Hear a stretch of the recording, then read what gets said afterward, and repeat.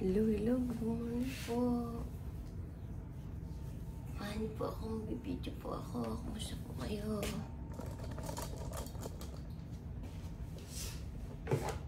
Walis muna po tayo.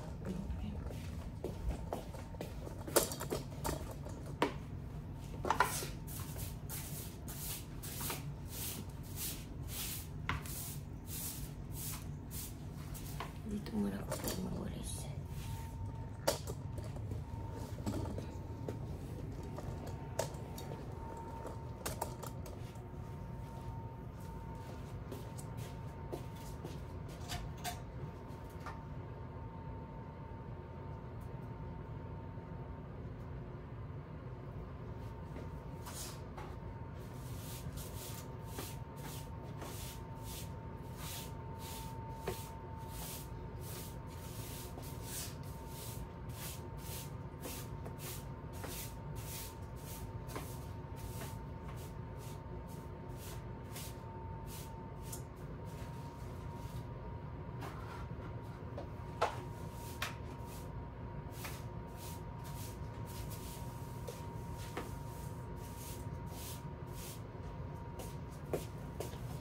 Walis lang po ako mga friend.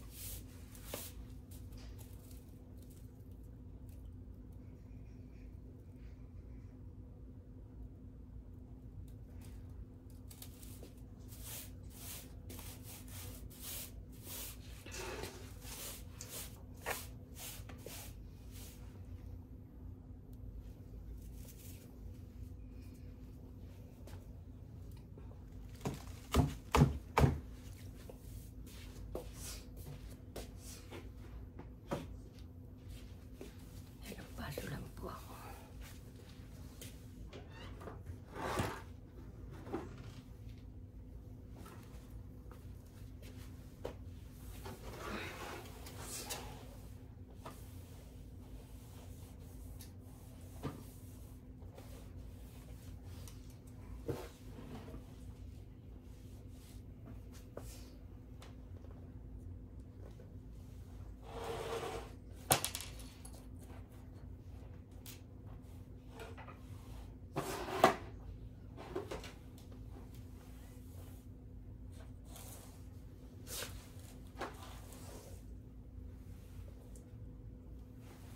Hello.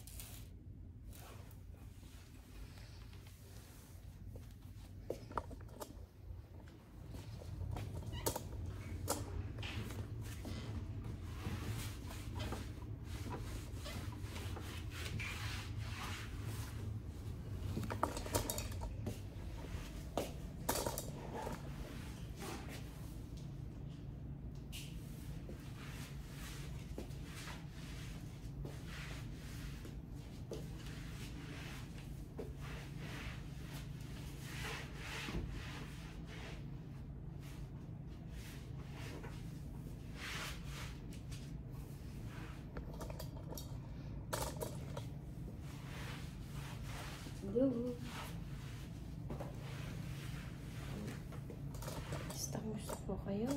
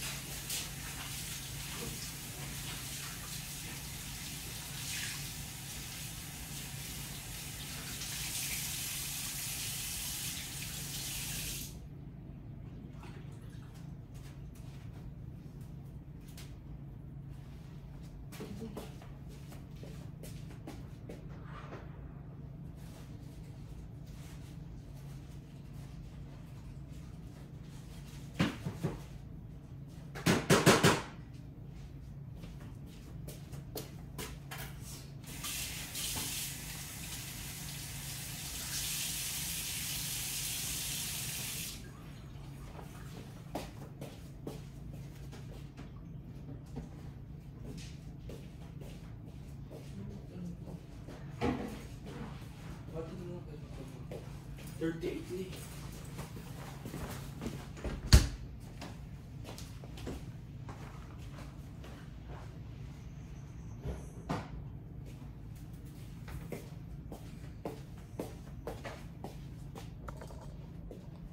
ID mo.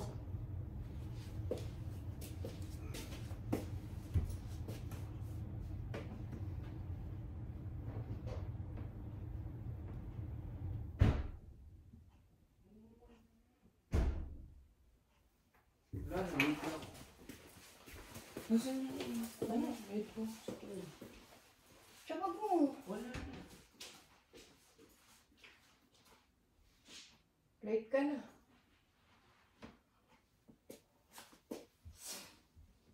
Ising mo na mama mo.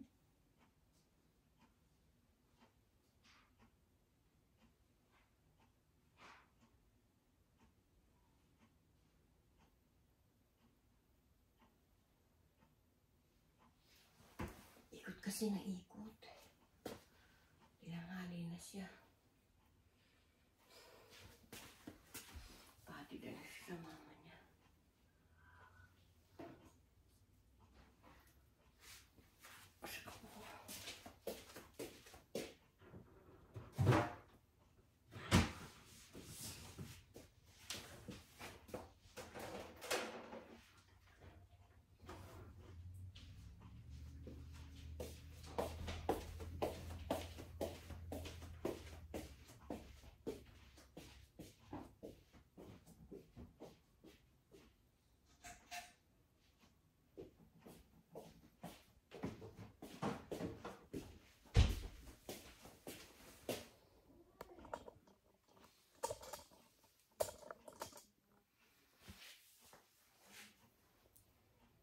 Papatid na lang siya.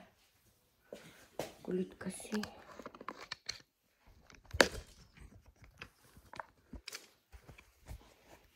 Papakapatid na siya sa nanay niya.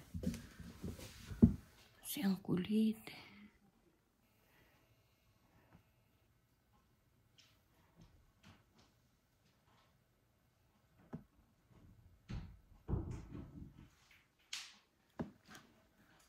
Tit ka?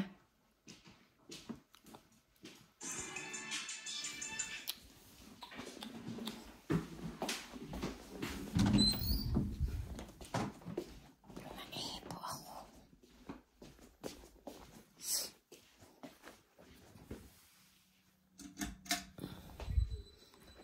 Dito muna po kayo.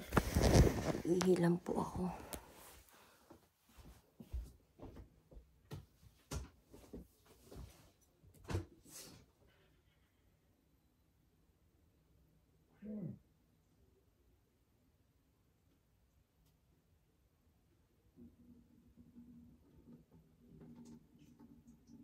Dali lang po.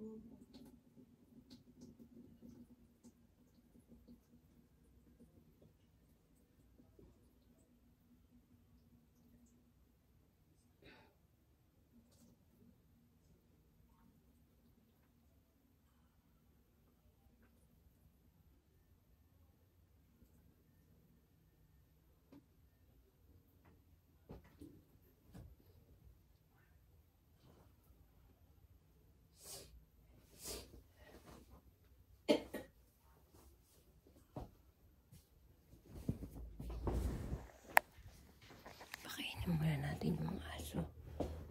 Habang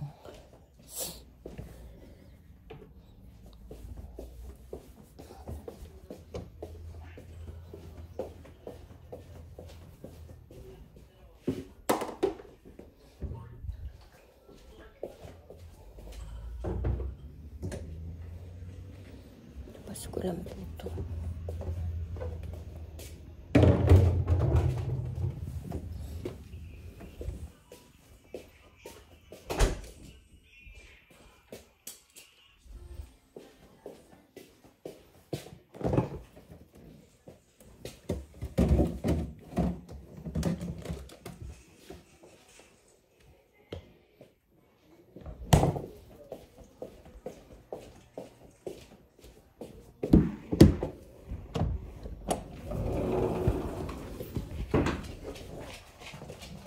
Magaling dahil aga-aga mo nasa galaan.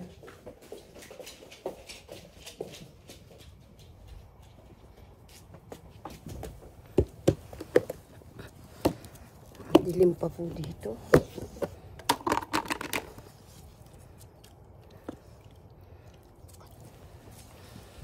Pakainin natin sila.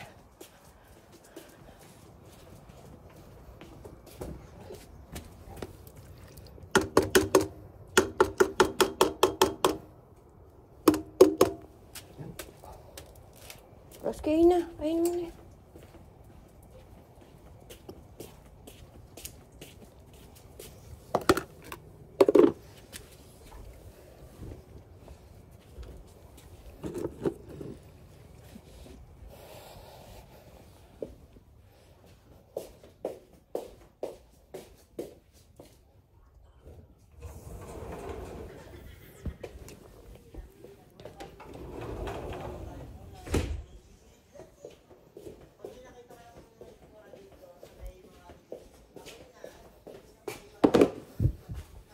Hugasan ko muna po ito yun.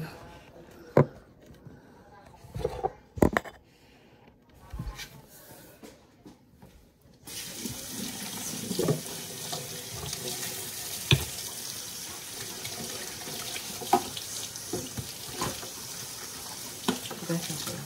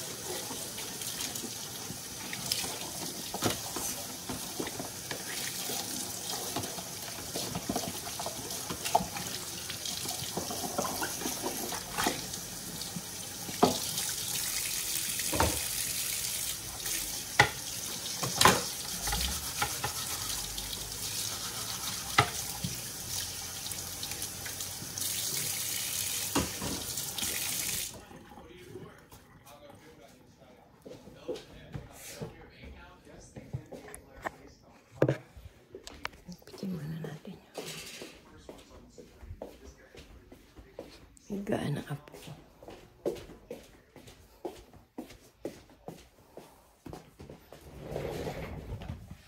Diyan lang muna po kayo mga friend. Kita niyo po ba ako?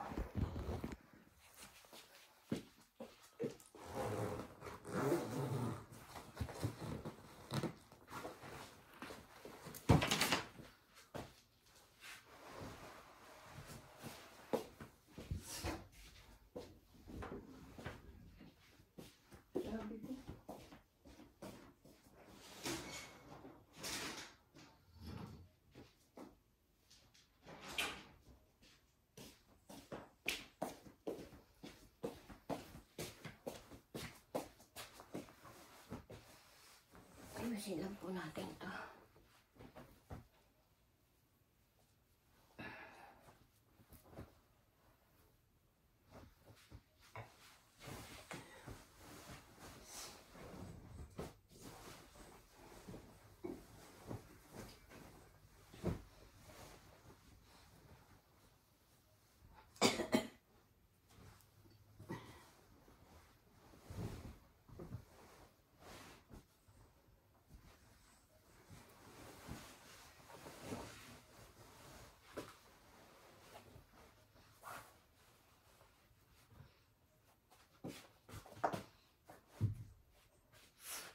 Ayos ko lang po.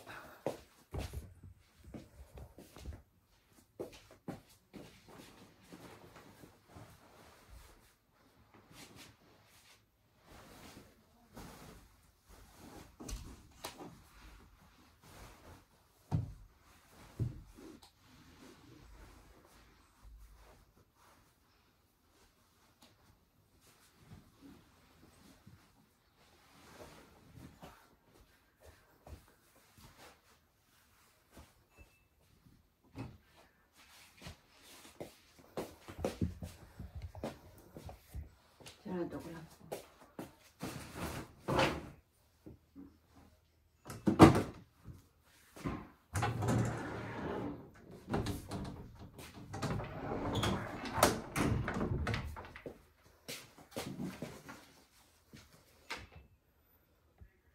Dali lang po.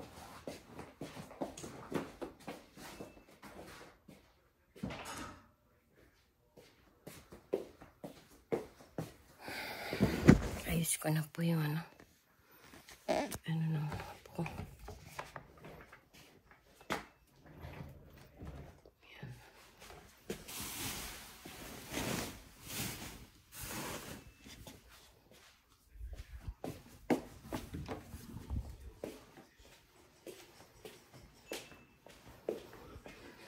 Kasi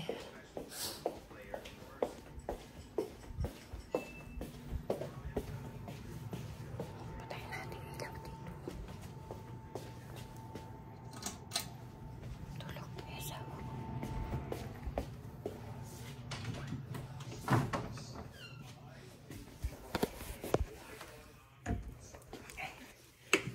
Kaya natin yung tubig ka.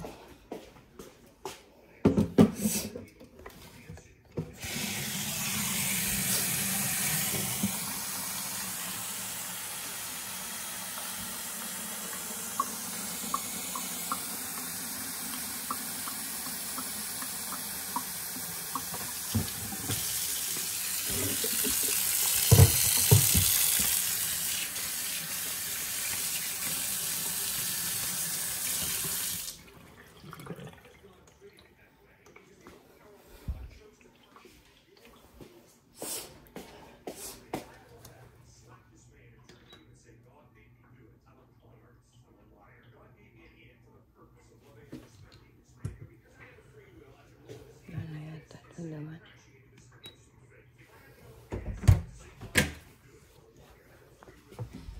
Buksan natin yung garage.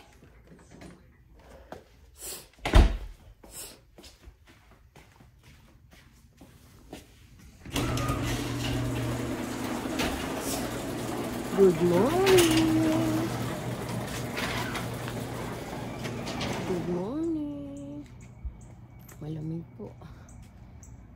6 ano pa lang po. Alas 7 pa lang. Ganyan pa po yan. Mamaya po dadakutin natin yan. Para hindi pumasok sa loob natin yung basurang yan. Mamaya po dadakutin ko yan, mga friend. Hello po sa inyo. Kumusta po kayo, mga friend? Good morning. Ikot ko lang po kayo dito. Yan po, madilim pa po, my friend. Ikot-ikot lang po ako. Madilim pa po ang kapaligiran. Mag-alas 7 na po.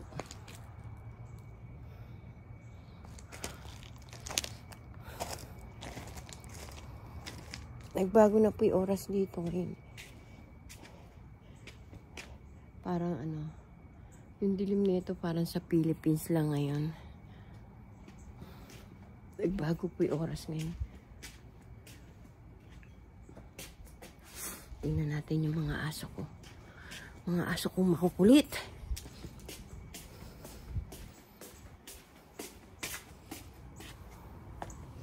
Ay, wala po sila. Saan sila? Wala sila. Ayan po si Danny. Hello, Danny! Okay ka na, Danny? Hindi na ikaw pipilay-pilay? Ha? Okay na ikaw? Oh, ayan si Roski, oh. Awayin si Roski, ha? Oh, hindi mo rin pala kaya si Roski, ano? Napilayan ka ni Roski. Hi, Roski! Good morning, Roski! Yan po si Roski. Ay. Lamig po, mga friend. Asawa ko po tulog pa. Kahapon, dadakutin ko sana yan. Nawala sa isip ko. Nalimutan ko. Dadakutin ko sana yun eh.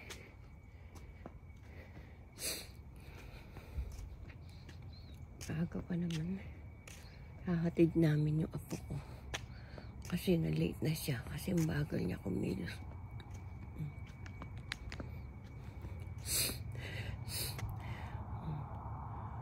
Tayong basura.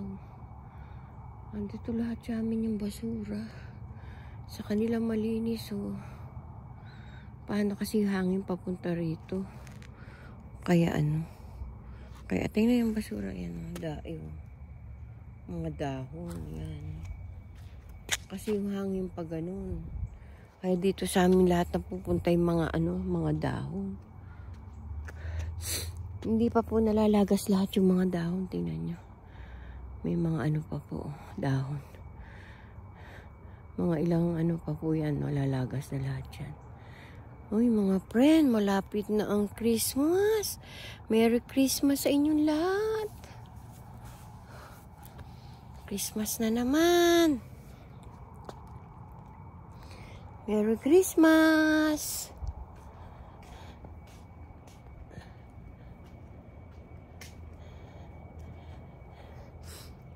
May kasabihan sila. Pag daw magki-Christmas na, magbati-bati na. Ano yung pag Christmas lang, tsaka magbabati-bati? Kailangan kahit hindi Christmas, lagi tayong bati-bati. Walang away-away, di po ba? Walang inggitan. Basta happy lang tayo. Masaya lang tayo, di po ba mga friend? Alisin na po natin yung inggit sa sarili natin, tsaka yung galit sa puso, tanggalin na natin. Malapit na mag-birthday si Jesus. Magsisi na tayo sa ating mga kasalanan, mga nagagawang kasalanan sa ating kapwa. Maging makapagpakumbaba tayo sa ating kapwa.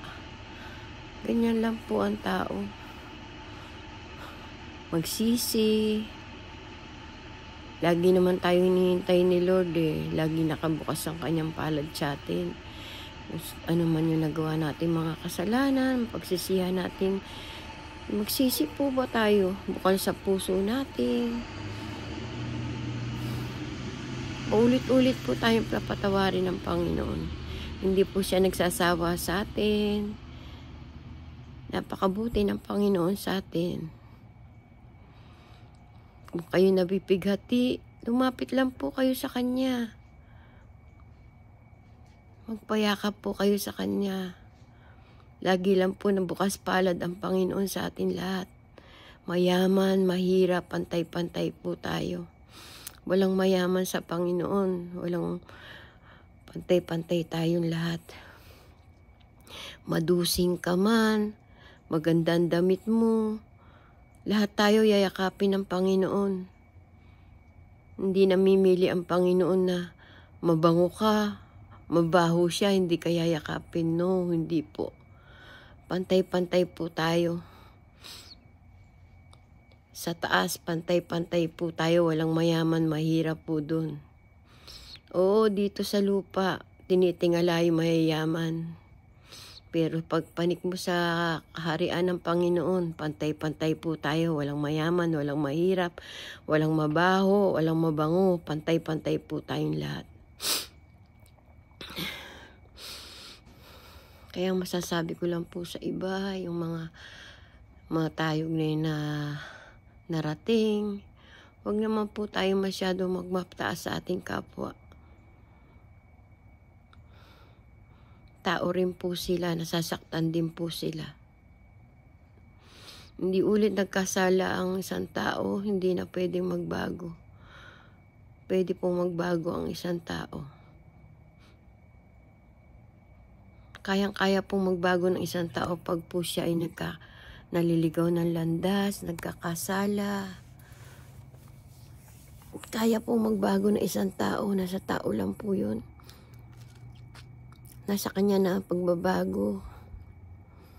Hindi nasa ibang tao, wala sa kapatid mo, sa nanay mo, wala po dun. Nasa sarili mo ang pagbabago. Kayo mga kabataan, makinig kayo sa mga magulang nyo. Ang sinasabi ng mga magulang nyo ay para sa inyo. Mag-aral kayo mabuti, Huwag bumarkada sa masasamang impluensya. Huwag tayo madaling makayad sa mga samang gawain. Alam naman po natin yung tama't mali. Bakit tayo sasama sa kanila? Alam mo naman ang tama't mali, di po ba? Ewan ko po ba't ganun. Alam naman natin na mali, bakit ginagawa po natin? Kulang po ba tayo sa pananalig sa Panginoon? Kaya po tayo madaling natutukso.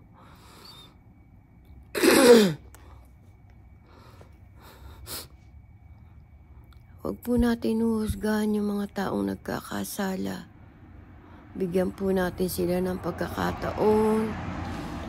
Tayo po ang humimok sa kanila, hindi po tayo ang maglulukbok sa kanila sa kumunoy. Dapat po tayong mga matutuwid, tayo po ang maggabay sa mga taong nalalagaw ng landas. Hindi po yung, ay, hindi na magbabago yan. Habang buhay na, ganyan na yan. Mali po yung attitude. Dapat po tayo ang gumabay sa kanila dahil sila po'y naliligaw na landas. Dapat po tayo ang magturo sa kanila. Hindi po yung tayo ang maglulugmok sa kanila sa kapahamakan lalo. Nasi-share ko lang po sa inyo to, mga friend. Base sa aking mga nakikita sa kapaligiran, nangyayari sa buong mundo.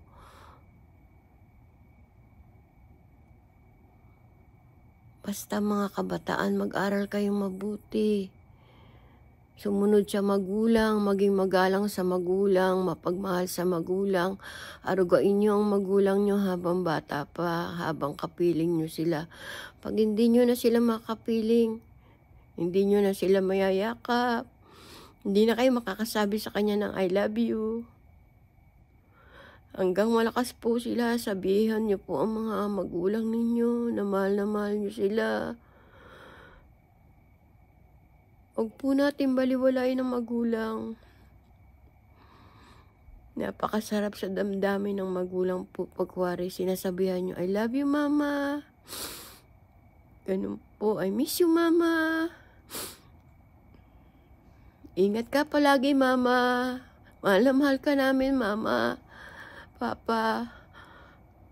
Napakasarap po sa magulang yung ganun. Kahit ano pa ang magulang nyo, mahalin yung magulang nyo. Kahit na nagkamali sila, magulang pa rin po ninyo sila. Sila ang nagbigay sa inyo ng buhay. Hindi nyo makikita ang liwanag sa mundo kung hindi dahil sa kanila. Kaya kahit ano po ang magulang ninyo, mahalin nyo po sila. Masama sila. Kung naliligaw man sila ng landas, kayo magturo sa kanila kung paano maituwid ang buhay nila. Hindi yung hahamakin nyo pa sila, babastusin niyo sila. Mali po yun. Hindi po kalugod-lugod sa Panginoon yun. Kapag kayo mapagmahal sa magulang, sinasabi ko po sa inyo 100%, maraming biyaya ang bibigay sa inyo ng Panginoon, siksik liglig. May kakaroon kayo ng problema, pero malulutas po kagad yun. Tinuturo po ng Panginoon kung anong gagawin ninyo. Ako, hindi ko masasabing perfecto ko sa magulang, pero ginawa ko ang lahat para sa magulang ko. Hindi ko pinupuri sarili ko, pero nagawa ko po yung obligasyon ko sa magulang ko. Pinadama ko sa magulang ko kung gaano ko sila kamahal. Kahit sa mga kapatid ko. Ngayon lang ako nagkukulang sa mga kapatid ko. Kasi wala naman ako hanap buhay. Kaya wala. Pero nung maliliit po kami, binigay ko po lahat sa mga kapatid ko, sa magulang ko. Ang pagsisilbi ko sa kanila. Mahal na mahal ko yung mga kapatid ko. Nung araw nga po, share ko lang po sa inyo. Nung araw nga po, maliliit kami. Kahit hindi po ako kumain lang yung mga kapatid ko. Hindi ako nagbabaon. Tinitipid ko yung sarili ko para may pasalubong ako pag uwi ko sa mga kapatid ko. Ganun po ako magmahal sa mga kapatid ko. Pero minsan din po, kahit pakita mo rin po pala sa kapatid mo kung gaano mo sila kamahal. Minsan may pagsubok na darating sa buhay mo, dadaing ka sa kanila. Hindi ka nila matutugunan. Pero okay lang po yun.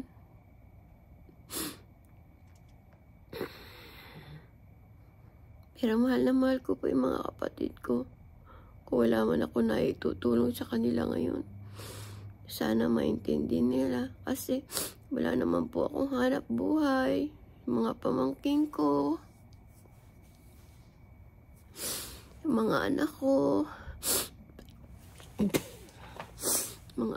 yan ang buhay ko. Mahal na mahal ko yung mga anak ko. Higit pa sa buhay ko kung gaano ko sila kamahal. Mahal na mahal ko sila. Malulungkot po ako pag may nangyayaring problema sa mga anak ko. Para pong dinudurog yung puso ko.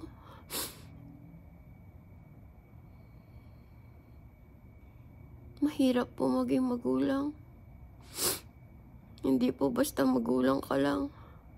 May obligasyon ka rin sa mga anak mo. Sige na po mga friend. Lalalim na naman to. Iyak na naman si ate. Bye-bye po. See you in my next video. Paki-subscribe niyo po si ating Dolores Tupas sa YouTube. Share and like and click the notification bell. Bye-bye po. Love you all. I miss you all. Miss you, Philippines. Love you mga anak.